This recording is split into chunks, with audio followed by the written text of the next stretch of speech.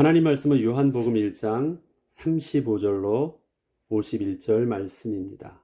또 이튿날 요한이 자기 제자 중 두 사람과 함께 섰다가 예수께서 거니심을 보고 말하되 보라 하나님의 어린 양이로다. 두 제자가 그의 말을 듣고 예수를 따르거늘 예수께서 돌이켜 그 따르는 것을 보시고 물어 이르시되 무엇을 구하느냐 이르되 랍비여 어디 계시오니까 하니 랍비는 번역하면 선생이라.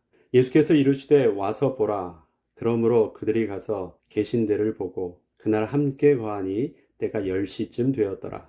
요한의 말을 듣고 예수를 따르는 두 사람 중에 하나는 시몬 베드로의 형제 안드레라. 그가 먼저 자기의 형제 시몬을 찾아 말하되 우리가 메시아를 만났다 하고, 메시아는 번역하면 그리스도라.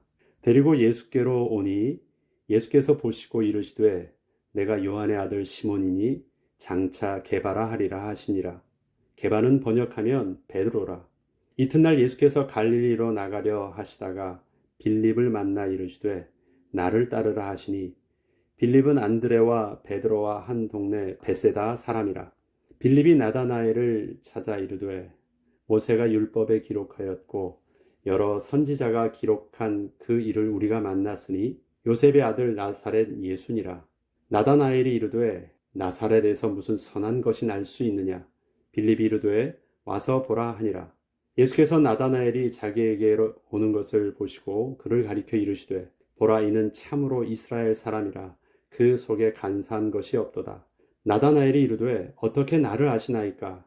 예수께서 대답하여 이르시되 빌립이 너를 부르기 전에 내가 무화과 나무 아래에 있을 때에 보았노라.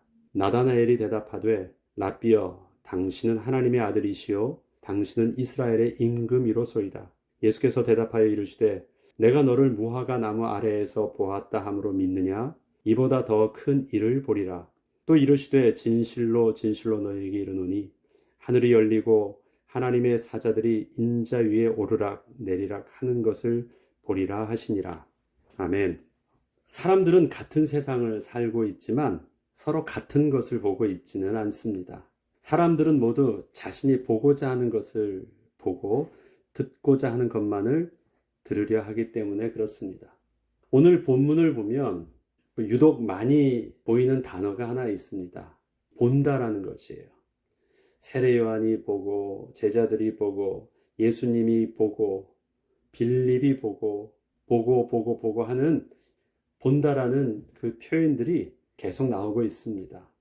근데 그 보는 것이 다 달라요. 보기는 보아요. 예수님도 보는데 예수님을 보는 시선이 또 제자의 시선과 예수님의 시선과 나다나엘의 시선과 다 달라요. 또 예수님이 보시는 시선이 또 제자들이 제자를 보는 시선과도 더 달라요. 그렇다면 우리는 단순히 그 집중해서 본다는 것보다도 더 중요한 주님이 시선으로 우리의 시선이 고정되어질 때 우리의 믿음과 또 우리의 구원의 비밀들이 온전히 회복되어질 것입니다. 그러기에 오늘 제목은 세례 요한이 제자들에게 한 말처럼 보라 하나님의 어린 양이로다. 다른 시선이 아니라 보긴 보는데 예수님을 보는데 하나님의 어린 양으로 보는 그 영적인 시선이 회복되는 저와 여러분 되길 바랍니다. 우리는 하나님이 보내신 예수 그리스도를 어떠한 시선으로 바라보아야 할까요? 보라 하나님의 어린 양이로다. 세례 요한은 예수님을 하나님의 어린 양의 모습으로 바라보았습니다. 그리고 자신의 제자들에게 예수님을 그렇게 바라보도록 알려주었습니다. 그때의 제자들은 예수님께 나아가 하나님의 어린 양 안에 담겨진 속죄의 제물과 화목 제물의 의미가 무엇인지를 예수님을 통하여 알기를 원했습니다. 유대인들에게 어린 양, 특별히 하나님의 어린 양이란 말을 쓴다면 그들은 그들의 문화적으로, 그들의 종교적으로 그냥 아는 것이 있습니다. 뭐예요? 제물이라는 거예요. 특별히 하나님께 드리기 위해서 그들이 준비한 어린 양이라는 것은 그것이 희생 제물로 드리는 것임을 잘 알고 있거든요. 그냥 단순히 바치는 게 아니에요. 하나님의 어린 양 하면 하나님께 제사 드리기 위해서 특별히 잘 준비되어져 있는 흠없는 제물이라는 것을 저들은 잘 알고 있습니다. 세례 요한이 제자들에게 그 예수님을 가리켜 하나님의 어린 양이라고 말할 때는요, 저들은 당연히 속죄 제물로서 또 희생 제물로서 또 화목 제물로서의 그 모습을 예수님을 통해서 보게 된 것입니다. 예수님은 하나님의 어린 양에 대한 궁금함으로 제자들은 예수님께 나아가 하나님의 어린 양 안에 담겨진 이 속죄 제물과 화목 제물의 의미가 무엇인지를 예수님을 통해서 알기를 원했는데, 예수님은 하나님의 어린 양에 대한 궁금함으로 다가온 요한의 제자들을 당신이 거하시는 곳으로 초청하셔서 구약에 예언된 말씀을 통하여 하나님이 보내신 메시아임을 깨닫게 하여 주셨습니다. 그렇습니다. 예수님은 그리스도의 직분을 가지고 하나님의 어린 양의 모습으로 오신 하나님의 아들이십니다. 유대인들에게 있어서 메시아라는 사상은 있습니다. 구원자예요. 그러면 저들에게 있어서 구원자가 되려면 그들의 이미지 속의 구원자는 자기의 능력을 뛰어넘는, 우리의 한계를 뛰어넘는 그런 위대한 힘과 능력과 지혜와 모든 것을 가지신 분이 바로 메시아요 구원자로 오실 것이라 그들은 당연히 상상하고 기대하고 있었습니다. 그런데 예수님께서 메시아로 오실 때는요, 유대인들이 일반적으로 기대하고 상상하고 있는 그러한 메시아의 모습으로 오시지 않았어요. 예수님은 다시 한번 말씀드리면 그리스도의 직분을 가지고 또 메시아의 직분을 가지고 하나님의 어린 양의 모습으로 오신 하나님의 아들이십니다. 이사야 선지자는 이사야서 53장에 이렇게 기록하고 있습니다. 그는 주 앞에서 자라나기를 연한 순 같고 마른 땅에서 나온 뿌리 같아서 고운 모양도 없고 풍채도 없은즉 우리가 보기에 흠모할 만한 아름다운 것이 없도다. 또 예수님은 그가 곤욕을 당하여 괴로울 때에도 그의 입을 열지 아니하였으며 마치 도수장으로 끌려가는 어린 양과 털 깎는 자 앞에서 잠잠한 양같이 그의 입을 열지 아니하였도다. 그래요. 이사야 선지자는 그 예수님을 예언할 때 흠없는 모습, 멋진 모습이 아니라 흠모할 것이 하나도 없는 그 모습으로 예수님을 또 예언하고 있습니다. 세상이 기대하는 메시아의 모습은 자신들이 필요로 하는 것을 채우고 꿈꾸고 있는 영광을 얻게 할 위대한 능력자였지만, 하나님의 어린 양의 모습은 세상이 기대하고 흠모할 만한 것이 없으신 모습이었습니다. 그러나 저들은 분명하게 하나님의 어린 양의 모습으로 오신 그 예수를 보게 될 때만이 그 예수를 통하여 속죄의 은혜가 필요한 자신의 모습을 정확하게 볼 수 있고 또 대속주로 오신 그리스도를 온전히 만날 수 있음을 알지 못하였습니다. 무조건 예수님을 만나면 되는 것이 아닙니다. 무조건 예수님을 그냥 내가 영접하면, 무조건 예수님을 내가 믿으면 되는 것이 아닙니다. 어떻게 예수 그리스도를 바라보고 어떻게 내가 예수 그리스도를 알고 그 예수를 나의 구주로 영접하느냐, 그것이 중요합니다.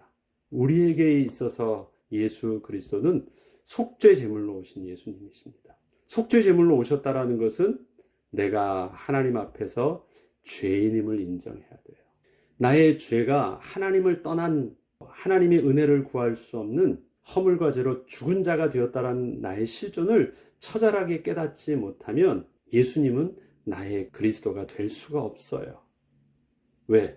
나의 절망함은 하나님을 떠나 허물과 죄로 죽었다라는 나의 실존이기 때문에, 본질상 진노의 자녀가 되었다는 실존이기 때문에, 그런 나의 실존을 처절하게 인식하지 못하면 예수의 그리스도 되심은 의미가 없습니다. 그러하기에 지금 세상이 흠모할 만한 것, 내가 기대하는 그러한 메시아의 모습이 아니라 내가 정말로 나의 실존에 가장 필요로 하는 메시아의 모습을 정확하게 보아야 돼요. 그건 뭐예요? 나의 죄를 대속할 하나님의 속죄의 제물이요, 하나님의 화목제의 제물이요, 하나님의 희생 제물로서 하나님의 어린 양의 모습으로 오셔야 되는 것입니다. 그래야 우리가 그 예수 그리스도를 통해서 구원 얻은 하나님의 자녀가, 하나님의 백성이 될 수 있는 것입니다. 그렇습니다. 보라, 하나님의 어린 양이로다 라고 할 때 저와 여러분의 눈에 예수 그리스도는 먼저 하나님의 어린 양으로 우리 눈에, 우리의 가슴 속에 정직하게 고백되어지고 보여지는 은혜가 있어야 되겠습니다. 그 다음에 빌립이 나다나엘에게 또 와서 보라라고 말한 것이 있습니다. 와서 보라. 이때 와서 보라라고 할 때는 무엇을 보기를 원했습니까? 빌립도 예수님이 찾아오셔서 말씀하셨을 때 예수를 그리스도로 깨닫게 되었습니다. 그리고 빌립은 친구 나다나엘에게 찾아가서 구약의 예언의 말씀을 통하여 예수의 그리스도 되심을 알려주었습니다. 그러나 나다나엘은 자신이 알고 있던 율법적 지식으로 예수를 바라보려 하였고, 그렇게 바라보게 된 예수님에게서는 자신이 기대하고 있던 그 어떤 선한 것이 하나도 보이지 않았습니다. 다시 말해서 자기가 기대하고 있었던 멋진 위대한 능력의 메시아의 모습은 바라보지 못했다라는 것입니다. 이에 빌립은 자신이 알려주려 하는 데에는 한계가 있음을 알게 되었고, 다른 어떤 말보다도 예수님께 직접 와서 예수님의 말씀을 들어보기를 요청했습니다. 와서 보라라는 말은요, 너 눈으로 보는 것을 보지 말고 예수님께 나와서 예수님이 보게 하시는 그 눈으로 너도 보라는 말이에요. 와서 보라. 그럼 그가 와서 뭘 보겠어요?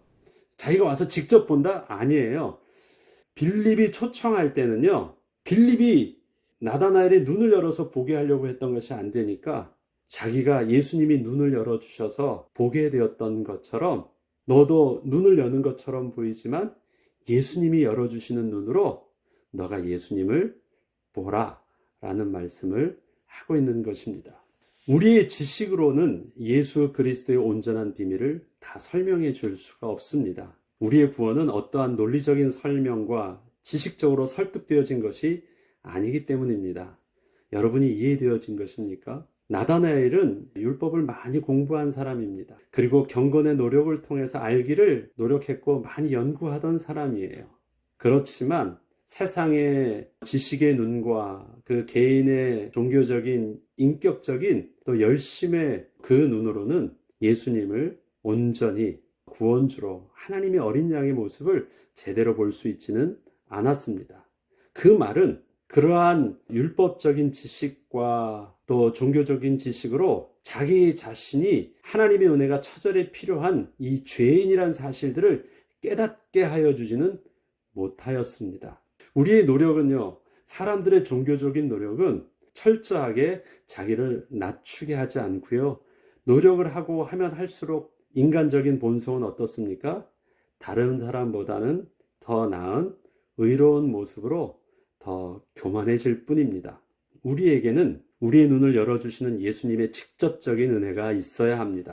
우리가 고백하게 된 믿음은 하나님의 은혜의 선물이었기에 우리는 그 구원의 은혜가 또 저들에게도 또 우리를 통해서 하나님을 만나야 되고 예수 그리스도를 또 믿어야 되는 하나님께서 우리에게 만나게 해주시는 예비된 사람과 또 우리의 자녀들에게 그 구원의 은혜가 임할 수 있도록 기도하며 저들을 주님께 초청해야 됩니다.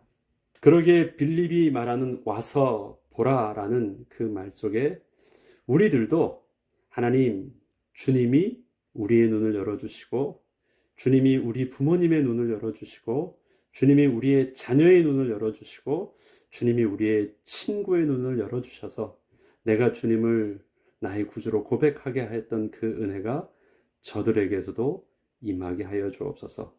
그러한 기도의 비밀들이 우리에게는 있어져야 하겠습니다.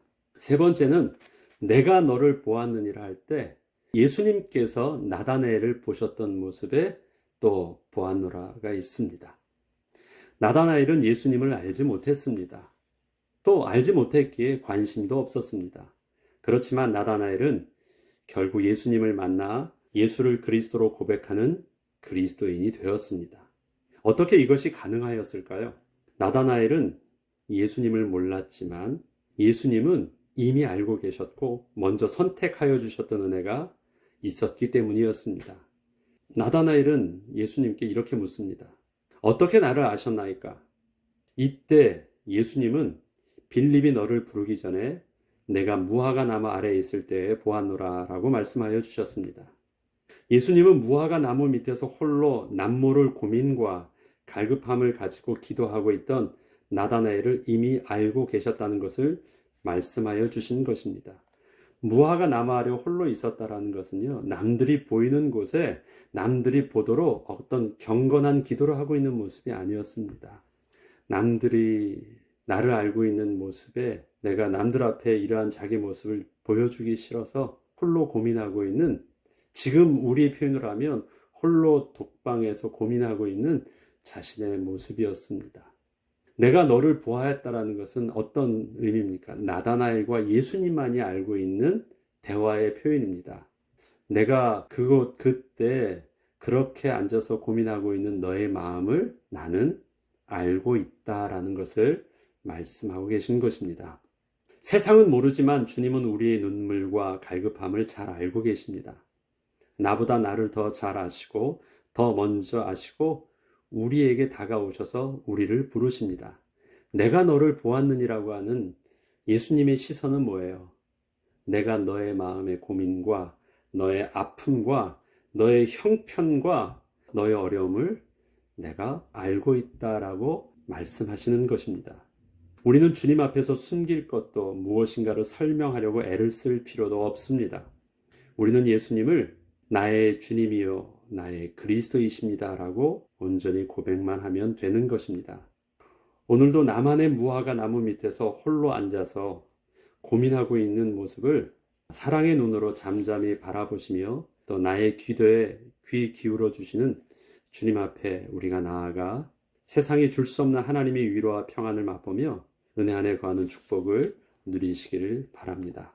기도하겠습니다. 나의 죄를 위하여 속죄의 제물로 오신 예수님, 나의 시선이 주님의 보여주시는 그 시선으로 고정되기를 원합니다. 하나님과 원수되어 하나님으로부터 단절되었던 고아와 같던 나에게 화목제물로 오신 예수님을 내가 나의 주님으로 오늘도 고백합니다. 홀로 나무 아래에 앉아 아무도 알지 못하는 근심과 아픔의 눈물을 흘리고 있는 나의 마음을 주님이 위로하여 주옵소서. 또 홀로 나와 같이 고독하게 고통스러워하는 우리의 친구와 우리의 친척과 하나님께서 내게 만나게 하시 예비된 그 사람들에게도 동일하게 주님이 다가가셔서 위로하여 주시길 원합니다. 오늘도 내 눈을 열어 주의 법에 기이한 것을 보게 하시고 내 마음 문을 여사 주님의 마음을 품게 하여 주옵소서.